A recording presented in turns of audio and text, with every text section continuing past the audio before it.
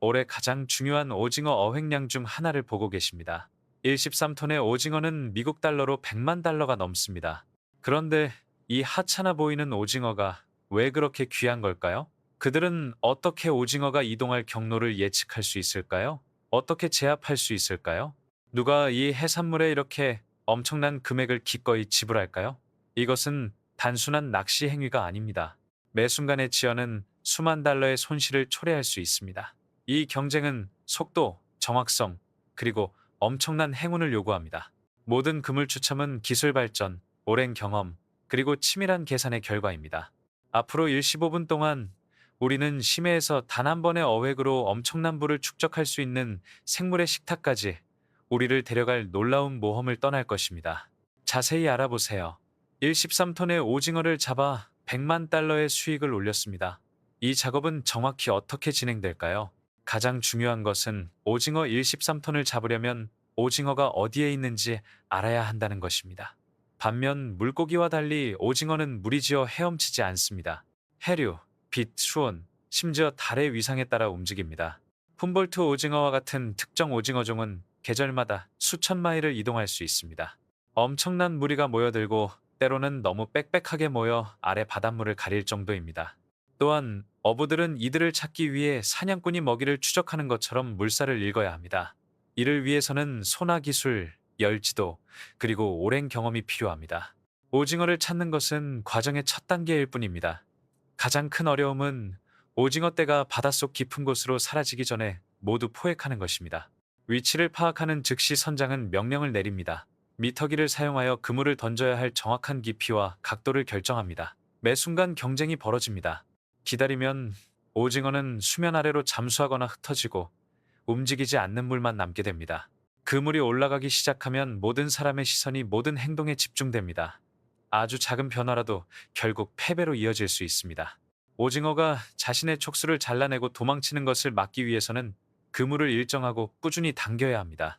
인내심과 재능을 모두 필요로 하는 전통적인 손낚시 방식은 오랫동안 낚시를 해온 상당수의 어부들이 여전히 사용하고 있습니다. 이 방법은 산업용 그물 기법에 더해진 것입니다. 낚시를 할 때는 오징어 미끼에 불빛 아래 각 낚싯대를 내리고 오징어가 미끼를 먹을 때까지 기다렸다가 조심스럽게 다시 끌어올린 후 낚시를 계속합니다. 손으로 잡은 오징어는 자연스러운 형태, 선명한 색깔, 그리고 단단함이 잘 보존되어 일본이나 유럽과 같은 고급 시장에서 판매되는 제품의 기준이 됩니다. 오징어를 다루는 일은 단순한 직업 이상의 의미를 지닙니다. 모든 작업은 현대 기술과 전통 예술의 결합이기 때문에 최고의 정밀성을 유지해야 합니다. 바다에서 잡은 오징어의 궁극적인 가치는 모든 행동 하나하나에 달려 있습니다. 마지막 포획이 끝났을 때 가파는 새하얀색으로 물들어 있었고 신선한 오징어로 가득 차 있었습니다. 살균기는 끊임없이 작동하고 있었습니다. 밀봉된 아이스박스는 냉장 보관 시설로 운송되었습니다. 총 생산량은 13톤이었습니다. 이 부지의 추정 가치는 100만 달러가 넘습니다. 하지만 이것은 항구에 도착할 때까지의 싸움의 시작일 뿐입니다. 13톤의 오징어가 마치 바닷속에서 갓 건져 올린 것처럼 신선함을 유지하는 것은 그들의 유일한 책임입니다. 마침내 도착 전날이 왔습니다. 얼어붙은 오징어 상자는 한순간도 안도할 수 없었습니다. 바다에서 어획된 오징어는 곧바로 특수 가공시설로 신속하게 운반됩니다. 이곳은 평범한 공장이 아닙니다. 전 세계적으로 인정받는 가장 엄격한 식품 안전 및 위생 기준을 충족하도록 세심하게 설계된 최첨단 고급 식품 연구소입니다. 이 운영의 핵심에는 최고를 향한 헌신이 있으며 원자재 취급부터 최종 포장까지 생산 과정의 모든 단계가 국제적인 규정 및 인증을 엄격히 준수하도록 보장합니다. 갓 잡은 오징어는 도착 즉시 가공되지 않습니다. 대신 각 표본을 면밀히 검사하고 분류하는 철저한 예비 평가를 거칩니다. 이 분류는 숙련된 인력과 첨단 자동화 시스템을 통해 수행됩니다. 오징어는 크기, 무게, 외부 상태, 그리고 전반적인 신선도에 따라 분류됩니다. 이러한 분류는 각 오징어가 다양한 시장과 요리 문화의 기대치를 기반으로 어떤 가공 과정을 거쳐야 하는지를 결정하기 때문에 필수적입니다. 어떤 지역에서는 통째로 찐 오징어를 선호하는 반면 어떤 지역에서는 튀기거나 굽기 위해 썰어지거나 양념된 오징어를 선호합니다. 고급 시장은 오징어 스낵, 냉동 즉석식품, 또는 섬세하게 양념된 오징어 조각과 같은 부가가치 형태를 요구할 수 있습니다. 분류가 완료된 오징어는 폐쇄루프 세척 시스템으로 들어갑니다. 이 폐쇄형 세척 과정은 멸균되고 통제된 환경에서 진행되어 교차 오염 가능성을 제거합니다. 가압수 시스템과 특수 브러쉬를 사용하여 오징어 몸에 남아있는 불순물, 모래, 유기물을 부드럽지만 효과적으로 제거합니다. 이후 오징어는 도착 시장의 선호도에 따라 추가적인 변형 과정을 거칩니다. 이러한 변형 과정에는 균일한 절단을 위한 기계적인 슬라이싱, 지역별 풍미를 더한 양념, 정밀한 온도 조건에서의 찜 또는 보존 간식을 위한 탈수 과정 등이 포함됩니다. 오징어 본연의 맛을 그대로 유지하면서도 최고 수준의 식품 안전을 유지하기 위해 전체 생산 라인은 자동화되어 있습니다. 세척부터 건조, 찜, 진공 포장까지 모든 과정은 정확성과 청결성을 위해 프로그래밍된 기계에 의해 이루어집니다. 이를 통해 사람과 직접 접촉하는 횟수를 줄여 위생을 개선할 뿐만 아니라 효율성과 일관성을 향상시킵니다. 모든 과정은 최적의 시간과 환경 조건을 보장하기 위해 세심하게 조정되어 오징어의 식감, 풍미, 그리고 영양가를 그대로 보존합니다. 이 운영의 핵심은 다층적인 품질 관리 시스템입니다. 이는 일회성 점검이 아닌 포괄적이고 지속적인 프로세스입니다. 품질은 세 가지 핵심 단계로 모니터링됩니다. 입고되는 생오징어 검사, 생산 중 반가공 제품 평가, 그리고 유통 전 포장 제품의 최종 검사입니다.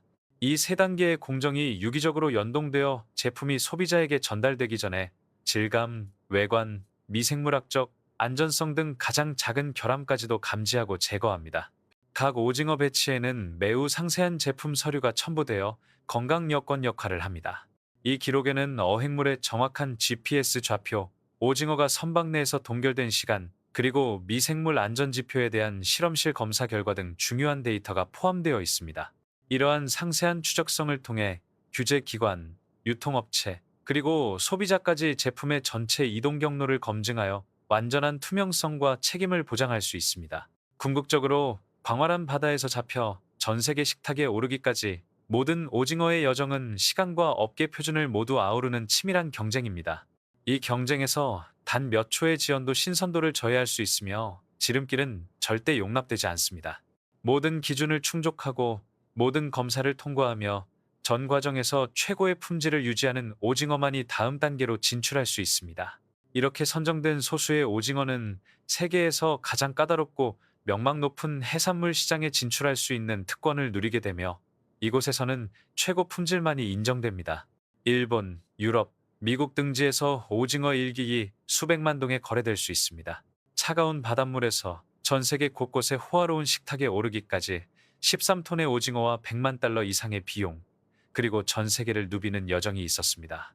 오징어 한 마리는 단순한 식량 공급원이 아니라 지성과 기술, 그리고 바다 한가운데서 쏟아낸 땀의 결실입니다. 세계 오징어업, 특히 위에서 언급한 규모와 정밀도로 운영될 때 천연자원 개발과 첨단 기술 시스템 간의 놀라운 교차점을 보여줍니다. 이 과정은 효율적이고 높은 수익성을 보이는 것처럼 보이지만 몇 가지 중요한 윤리적, 환경적, 경제적 문제가 우선적으로 고려되어야 합니다. 개인적인 관점에서 오징어를 포획하고 가공하여 고급 시장에 공급하는 데 투입되는 인간의 독창성과 규율의 수준은 부인할 수 없이 인상적입니다. 소나 추적, 온도 및 해류 분석, 수동 유인 기술, 그리고 높은 수준의 공장 자동화의 동기화는 정교하게 조정된 기계로 진화한 산업을 보여줍니다. 하지만 끊임없는 수요와 치열한 경쟁이 주도하는 산업이기도 합니다. 성공은 톤과 초 단위로 측정되는 산업입니다. 그러나 이러한 산업적 규모의 어획은 지속 가능성에 대한 시급한 의문을 제기합니다. 수명이 짧고 번식 속도가 빠른 오징어는 남에게 강한 것으로 여겨지지만 전 세계 데이터는 그렇지 않음을 보여줍니다. 어획 규제가 느슨하거나 제대로 시행되지 않는 지역에서는 자원량이 급격히 감소할 수 있습니다. 더욱이 한 번에 13톤 이상에 달하는 대량의 오징어를 찾아 어획해야 한다는 엄청난 압력은 일부 생태계에서 우리가 책임 있는 한계에 근접하거나 심지어 초과하고 있음을 시사합니다. 생태적 불균형의 위험도 있습니다. 오징어는 해양먹이 사슬에서 포식자와 피식자 역할을 모두 하는 중요한 역할을 합니다. 오징어 개체군 역학의 교란은 전체 해양 생태계에 파급되어 참치, 물개, 심지어 고래를 포함하여 오징어를 먹이로 삼는 종들에게 영향을 미칠 수 있습니다. 경제적으로 볼 때 각 어획량의 엄청난 가치는 천연자원이 어떻게 막대한 부를 창출할 수 있는지를 보여주지만 동시에 그 부가 얼마나 불균등하게 분배되는지를 보여줍니다. 주요 수출업체와 기업 가공업체는 막대한 이익을 얻는 반면 어선 노동자들은 극한의 환경에서 최소한의 보호와 낮은 임금으로 일하는 경우가 많습니다. 공급망 전반에 걸쳐 노동 조건과 공정한 노동 관행에 대한 투명성이 더욱 강화되어야 합니다. 수산업이 장기적으로 존속하려면 과학 기반 할당량, 국제 협력, 그리고 더욱 강화된 이력 추적 기준이 함께 시행되어야 합니다. 실시간 자원 모니터링, 위성 데이터, 그리고 어획량 기록 체계는 남획과 불법 행위를 예방하는 데 도움이 될 수 있습니다. 참치와 새우와 마찬가지로 지속 가능한 해산물에 대한 인증도 오징어에도 표준화되고 시행되어야 합니다. 결론적으로 오징어 산업은 기술 발전과 경제적 효율성의 경이로운 사례이지만 환경적, 사회적 결과를 간과해서는 안 됩니다. 수익성과 생태적 책임, 그리고 윤리적 노동의 균형을 맞추는 것은 바람직할 뿐만 아니라 필수적입니다. 혁신과 지속 가능성을 조화시킬 때에만 우리는 세계 바다가 시장뿐만 아니라 미래 세대에게도 지속적으로 자원을 공급할 수 있도록 보장할 수 있습니다.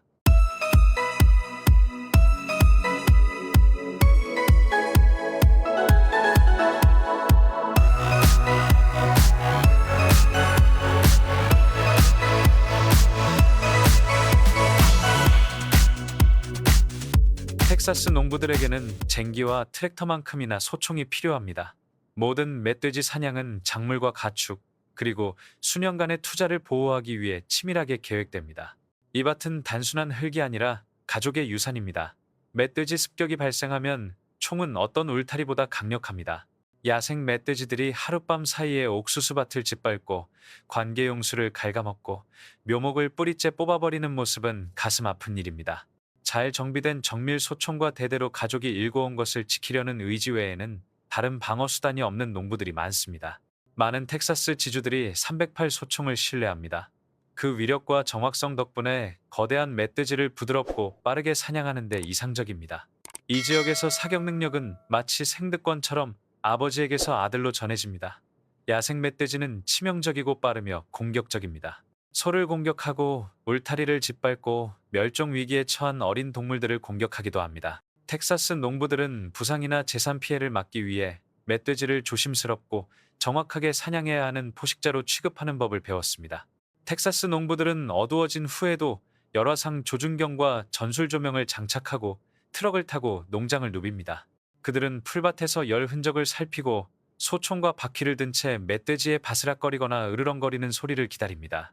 이 지역의 멧돼지 사냥은 전략과 관습이 결합된 형태입니다. 멧돼지를 찾기 위해 농부들은 드론, 사냥개, 그리고 감시견을 동원하여 멧돼지 주변을 맴돌다가 사격합니다. 과학과 본능을 적절히 조화시키면 작물을 살리고 부상을 예방하며 농부들에게 이 끝없는 싸움에서 승리할 기회를 줄 수 있습니다. 언젠가 멧돼지 사냥은 농부에게 수천 달러를 절약해 줄 수 있습니다. 야생 멧돼지가 한 마리 죽으면 몇 달 전에 정성껏 재배한 고구마, 멜론, 콩 같은 작물을 뜯어먹는 입이 하나 줄어듭니다. 굳은 살이 밝힌 손에 햇볕에 다른 모자를 쓴 나이든 농부들은 사냥이 스포츠가 아니라고 말합니다. 만약 그들이 강인하게 버티지 못한다면 이 침략적인 멧돼지들은 지난 40년 동안 매해마다 그들이 심어온 땅과 수익, 그리고 희망을 모두 집어삼킬 것입니다. 이제 돼지는 낮에는 숨어 있다가 밤에 움직이는 모습을 볼 수 있습니다. 지능적이고 은밀한 돼지들이 진화했습니다. 현대 농부들은 이러한 점 때문에 야간 시력, 소음기, 그리고 협력을 활용합니다. 경험이 아니라 끊임없이 확장하고 침략하는 적에 맞서 적응하는 것입니다. 힐 컨트리 주민들은 계곡에서 매일 밤 총소리가 들릴 것으로 예상합니다. 농부들은 지역 사회와 국가를 먹여 살리는 재산, 가족, 그리고 작물을 보호하는 것으로 알려져 있습니다. 이는 지역 주민들의 상식입니다. 돼지 개체수가 수백 마리로 늘어나면 농부들의 보복이 예상됩니다. 돼지 주둥이에 찢긴 고랑 하나하나는 땅의 상처이며 복구하는 데 몇 주가 걸립니다. 수확물을 망치는 것보다 수리 인력을 고용하는 것보다 총알 한 방이 더 저렴합니다. 이 지역 농부들은 평화, 고요한 들판, 무너지지 않은 울타리, 그리고 훼손되지 않은 땅을 원합니다. 돼지 트로피는 담장에 걸려 있지 않습니다. 평화를 이루려면 무기가 필요합니다. 방아쇠를 당길 때마다 야생의 혼란으로부터 자신을 보호합니다. 윤리를 주장하는 도시인들과 달리 텍사스 시골 사람들은 현실을 직시해야 합니다. 그들은 야생 멧돼지를 뉴스거리가 아닌 야간 방문객으로 여깁니다. 농부들이 행동하지 않으면 이 돼지들이 목장을 장악하고 식량 체계를 파괴하며 수백만 년간 이어져 온 인간과 자연의 균형을 뒤흔들 것입니다. 야생 돼지는 암돼지 한 마리에 1년에 새끼 30마리를 낳을 수 있습니다. 텍사스 농부들이 들판에서 총을 휴대하지 않았다면 이 돼지들이 세상을 지배했을 것입니다. 총기는 생물학적 화제를 진압하기 위해 필요한 것이지 폭력을 의미하기 위해 필요한 것이 아닙니다. 침입하는 멧돼지 사냥은 여전히 자기 방어 또는 권력 남용으로 논란이 되고 있습니다. 침입하는 멧돼지가 농촌과 산악 지역의 농장에 지속적으로 피해를 입히고 있는 가운데 농부들이 농작물을 보호하기 위해 멧돼지를 사냥할 수 있는지에 대한 논의는 치열하고 어렵습니다. 이 논의는 자기 방어권과 재산 보호권을 중심으로 진행됩니다.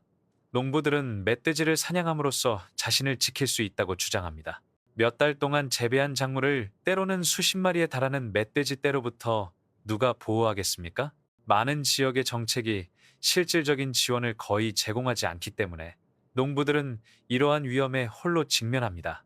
그들은 인간이나 동물에 대한 자기방어권이 그들의 생계와 합법적 재산을 보호하기 위해 보장되어야 한다고 믿습니다. 반대론자들은 자기방어가 야생동물 살해를 정당화할 수 없다고 주장합니다. 환경보호론자와 도시인도 포함됩니다. 만약 모든 사람이 자신의 재산을 보호하기 위해 사냥할 권리를 주장한다면 자신을 보호하는 것과 타인을 착취하는 것의 경계는 어디일까요? 특히 무해한 동물을 표적으로 삼는 경우 차별 없이 사냥할 수 있는 명분으로 이를 주장하는 것을 누가 혹은 무엇이 막고 있을까요? 어떤 사람들은 야생 멧돼지를 환경의 일부로 여겨야 하며 인간은 자연을 파괴하기보다는 자연과 공존해야 한다고 생각합니다. 한 환경보호론자는 모든 사람이 환경 문제를 해결하기 위해 총을 사용한다면 나무들이 무섭도록 평화로워질 것이라고 예측했습니다. 하지만 법적 환경을 고려하면 논쟁은 더욱 복잡해집니다. 야생 멧돼지는 많은 지역에서 멸종 위기에 처해 있지는 않지만 사냥에는 허가와 법적 절차가 필요합니다. 이 때문에 농부들은 취약합니다. 아무것도 하지 않고 농작물을 잃거나 행동에 나서 벌금이나 기타 법적 책임을 감수해야 할 수도 있습니다. 서류에 묻혀 있는 자기 방어권이 과연 우리에게 있을까요? 또한 도덕적 딜레마도 생각해 보세요. 많은 사람들은 보호라는 명목으로 7명을 포획하고 쫓아가 죽이는 것은 심각한 무정함을 보여주는 것이라고 생각합니다. 그러나 농부들은 강경하게 대응합니다. 하룻밤 사이에 농작물이 황폐해지는 것을 본 적이 없는 도시 주민들은 우리의 절망을 이해할 수 없습니다. 이 논쟁에 대한 간단한 해답은 없습니다. 이는 환경 보호와 경제적 생존 사이의 더 큰 갈등을 반영합니다. 정부가 더 명확한 법적 틀을 마련하고 지원 체계를 강화하지 않으면 인간 생명과 동물 보호 사이의 갈등은 더욱 심화될 것입니다. 이러한 대립은 양측 모두 더욱 극단적인 시각을 갖게 할 수 있습니다. 야생 멧돼지를 죽이거나 농작물을 보존하거나 생태계를 교란하는 방식으로 말입니다. 외래종 야생 멧돼지 문제는 농촌 농업을 넘어 전 세계적으로 환경보호에 대한 논쟁이 벌어지고 있습니다. 농부들은 멧돼지가 농작물에 해를 끼치기 때문에 가장 심각한 공공의 적으로 간주합니다. 그러나 생태학자와 환경보호론자들은 무분별한 사냥이 환경에 해를 끼칠 수 있다고 우려합니다. 이 주제는 멧돼지 목격뿐만 아니라 자연적 위험에 대한 인간의 반응이 생태계에 어떤 영향을 미칠 수 있는지에 대한 것입니다. 환경론자들은 야생 멧돼지가 생물학적 먹이 사슬의 필수적이며 멧돼지의 광범위한 박멸은 생태계를 교란시킬 것이라고 생각합니다. 야생 멧돼지가 박멸되면 대형 고양이과 동물, 뱀, 그리고 청소동물들의 먹이 공급이 줄어듭니다. 멧돼지가 없으면 공격적인 식물과 경쟁하는 종들이 번성하여 지역 생물 다양성이 불안정해질 수 있습니다. 농부들은 이제 야생 멧돼지를 통제불능의 침입자로 여깁니다. 천적이 없고 경작지에 잘 적응하기 때문에 멧돼지는 빠르게 번식하여 하룻밤 사이에 수확물을 파괴합니다. 이 생물들은 생태계를 연결하는 고리가 아니라 농부들의 작물 생산을 위협합니다. 한 농부는 한 시즌 동안의 노력을 허비하면서 생태 문제를 논하는 것은 이해할 수 없다고 말했습니다. 그러나 편견 없는 과학자들은 무질서한 사냥이 생태계 교란을 확산시킬 수 있다고 경고합니다. 과도한 사냥으로 인해 멧돼지들이 미처 대비하지 못한 지역으로 이동하여 더 큰 규모의 멧돼지 발생을 초래할 수 있습니다. 뿌리를 제거하지 않고 포도나무 가지만 잘라내는 것과 같아서 문제가 확산됩니다. 다른 사람들은 인간이 나무를 베고 도로와 집을 짓고 자연 경작지를 만들어 생태계를 교란했다고 주장합니다. 이제 그 인간들은 자신들이 만들어낸 것을 보호하기 위해 그곳에 살았던 동물들을 파괴하려 합니다. 우리가 만들어낸 불균형 때문에 인간과 멧돼지 사이의 대립은 예측 가능합니다. 이제 더 이상 사냥해야 한다는 질문은 의미가 없습니다. 생태계에 해를 끼치지 않으면서 우리 자신을 보호하면서 어떻게 사냥할 수 있을까요? 인간과 멧돼지 사이의 갈등은 과학적 조사, 생물학적 방제, 그리고 정부의 지원 없이는 해결될 수 없습니다. 이 싸움은 곧 다른 많은 종들에게 영향을 미칠 수 있습니다. 용납될 수 있는 것일까요? 아니면 부도덕한 것일까요? 멧돼지 사냥은 논란의 여지가 있습니다. 침입하는 멧돼지 사냥은 농촌 지역, 소셜 미디어, 언론, 그리고 정치권에서 격렬한 논쟁을 불러일으켰습니다. 멧돼지 사냥이 이러한 논쟁을 촉발했습니다. 도덕성과 정부 간의 갈등은 단순히 살인 여부를 떠나 그 이상으로 확대되었습니다.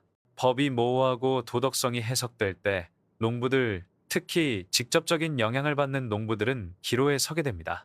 멧돼지 사냥꾼들은 법이 시대를 따라가지 못한다고 말합니다. 농부들은 당국이 개입하거나 개입을 허용하기 전에 농작물을 구하기 위해 신속하게 움직여야 하는 경우가 많습니다.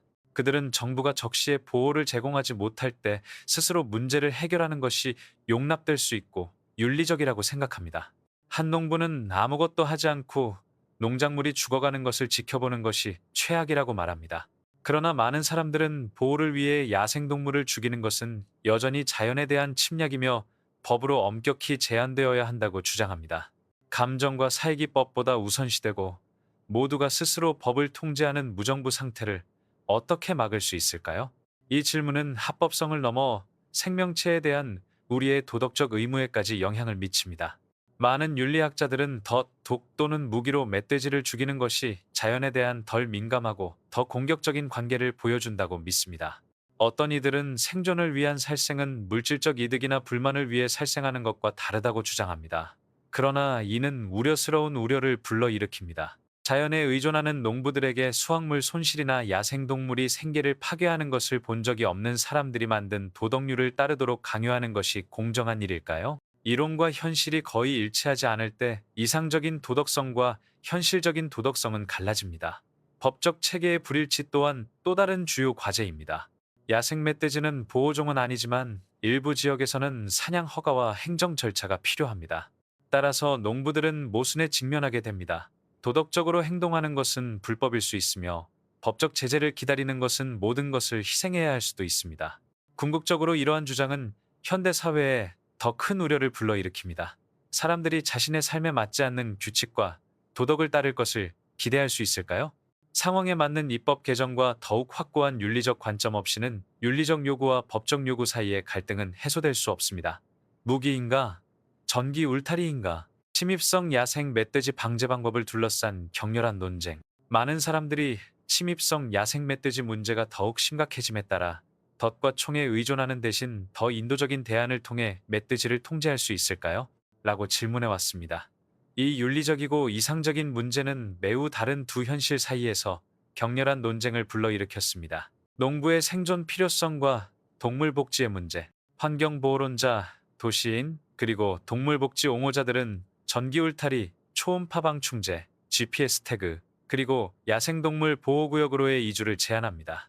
농작물과 동물을 보호하는 이러한 전략들은 인간과 야생동물 간의 갈등에 대한 문명화된 해답을 제시합니다.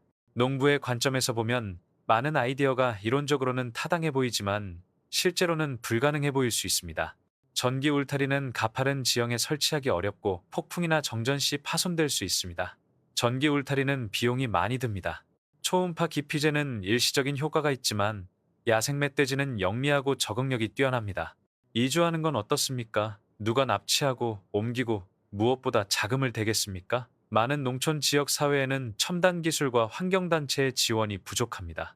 대나무 막대기, 전등, 사냥개, 그리고 최악의 경우 사제 무기가 영토를 보호하는 유일한 수단입니다. 소위 인도주의적 대안은 때때로 불우한 농부들이 감당할 수 없는 부유한 부도덕한 관습의 사치처럼 보입니다. 이러한 상반된 견해 때문에 지방당국은 종종 해결 불가능한 상황에 처하게 됩니다.